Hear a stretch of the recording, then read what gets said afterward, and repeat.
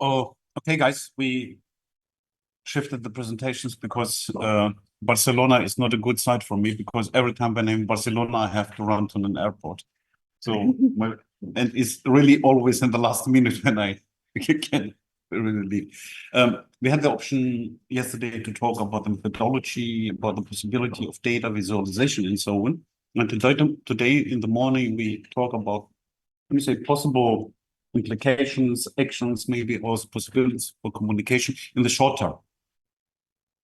That is heat is short term. Of course, it has to be all the year, pre conditions in order to prepare. Okay, and then we have the season in the summer and so on. But we have also conditions which we have for post-processing. In reality, when we talk about heat, it has to be all the year. But I would like to tell you a story about the games in Qatar, about FIFA 2022. Dominic Fröhlich, one of my students, which has run several studies in microclimate, came up to me and say, Andreas, what do you think about to do something about the the FIFA? Say, yes, I know, let's do something. And then we start to run specific analysis. And then we thought, what can we do? Yeah. And we know that concerning events that we have several organizations. This is the one, the International Olympic Committee, and then we have the International Association of Athletics Federation. Name has been changed now to World Athletics and so on, and we have also the national federations.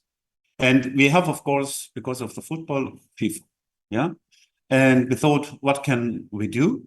And then we realized that there are several options to do something. The one is the athletes. The other one is the supporting material or people who volunteers and so on. And we have the spectators. And the idea was, and we started discussing about that and said, okay, shall we run some simulations with the models that we have concerning to find out stress about the athletes and so on? But the models are a little limited in that. So let's do for the things that we really know, which are ordinary people, that means the fans and so on. Yeah. And we decided to do this for Qatar, for Doha, because FIFA decided to run the games in summer where it's very hot, and as you know, they built many things. I think the situation has passed and has been analyzed, and we applied the methodology that I showed you yesterday with the frequency analysis of DET and so on. But we knew that the reaction of the organizations will be, yes, we have air conditioning, we can cool everything. That's exactly what they said and so on.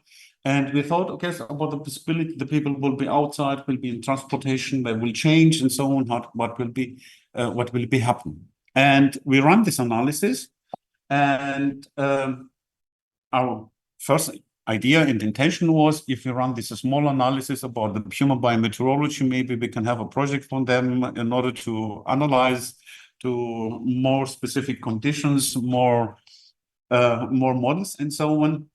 And the paper has been published 2014 in August, also was online available in the International Journal of Biometeorology.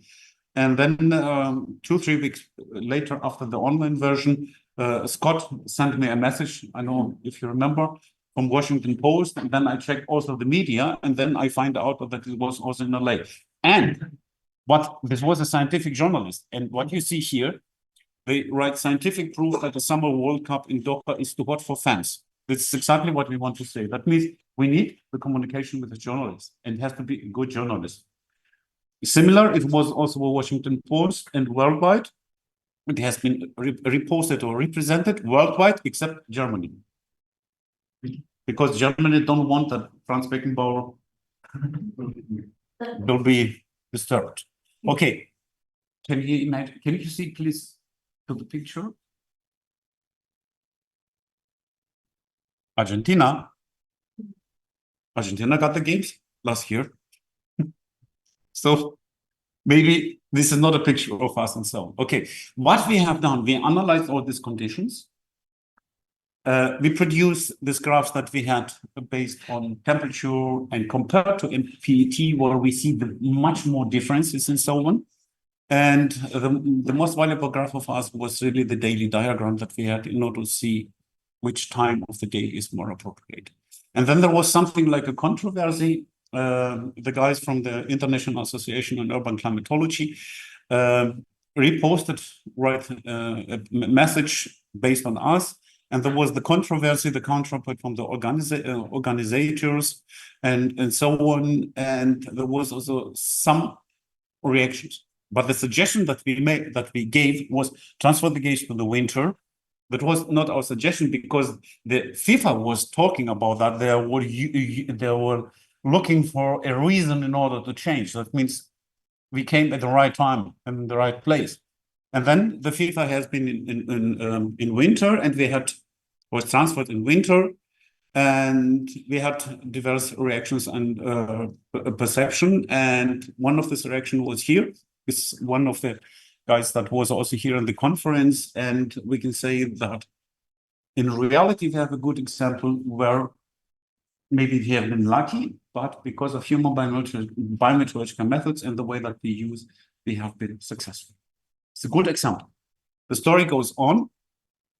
After that, 2-3 years later, I get in contact with World Athletics, and we discussed a lot about that, how to do that. I know, and I mentioned that this week, that the World Athletics is not so happy with WBGT. We don't like it anymore, but they have to use, because they have no other option. They cannot use all the things that we here have. It's difficult for them.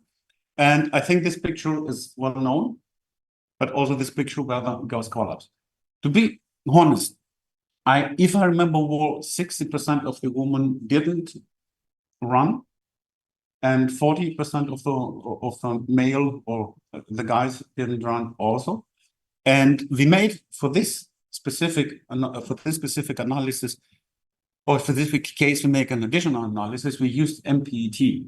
The run was in the night, but in the night I was there. It was 30 centigrade. You cannot go outside. And during the day, you close more 40. And then we analyzed the conditions during the night and during the day, if the games was in the night. And we found that MPET was for the woman 10 centigrade higher, but also for different activity it can reach up to 60, 70. I don't have I have the table, but it's published last week. It's only in German, don't have it here. That means we see that we need here something more sophisticated. And then we show that these conditions it's not appropriate in that. As I mentioned, I was there, we was discussing a lot of there. There was also some measurements that with thermopills and so on, and they really show that the situation is not good. Yeah. Only to mention at that time I got a cold because of the air conditioning. Yeah.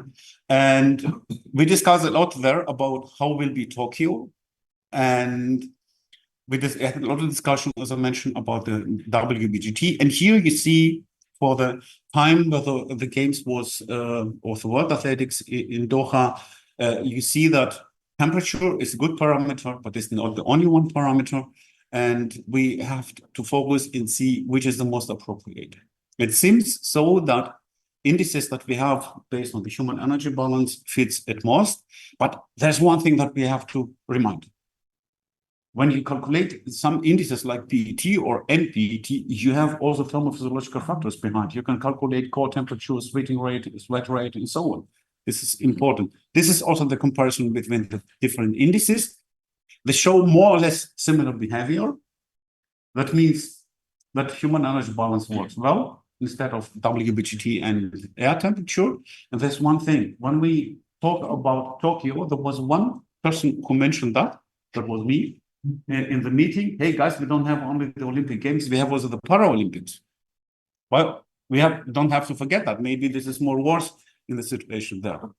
And then we try to analyze what will be happen, make again the similar analysis that we had, not only on the Walter lead diagram, but also analyze this with the TIS, the the scheme that I show yesterday. And finally, after running these simulations, and compare this Tokyo and Sapporo, because we saw the differences, we bring this to the International Olympic Committee. And the International Olympic Committee decide that especially the events will be outside the 50-kilometer walking and the marathon, maybe better to transfer to Sapporo as it happened. And the important point was that we are not off the records, I cannot say that, is that finally we have been successful in that way. But we had, if I want now to summarize, we had the help of the journalism, of the media. We have been at the right time, at the right place. And this is not only the media, but it was really the people from World Athletics, which really want to change something. We have at the moment a project with the World Athletics, something going in direction to replace WBGT, and so that means we have the methods, we have this possibility to do. When we do something like that, we have to be not populistic, but take popular events. And Doha and Tokyo are good examples. For Paris was something more not sophisticated. They analyzed on micro scale and so on. And so we don't have to trust only the organizers, because we have this example from Doha and so on, because they pay everything. And I think media and also NGOs can be here helpful. And in reality, we can happy because we show here in this examples that we have that science can be helpful. And as I mentioned before, very important, this is also for the warnings and everything that we are doing, communication has to be the right time and right place. There was before a question about that what someone asked me. I try, because it's come up to my mind now, I tried 2015, 2016, contact everyone in Germany about health insurance and all the things. There was no interest, but after 3 years, something happened. There was a very warm summer 2018 warm year that was good. But I think this can be also a good example for climate services. That means we have to communicate that, and I think it's something important. So I will stop here. I will not continue. I will not talk about microclimate. Maybe the next time. So, hi guys, let's go beat the heat.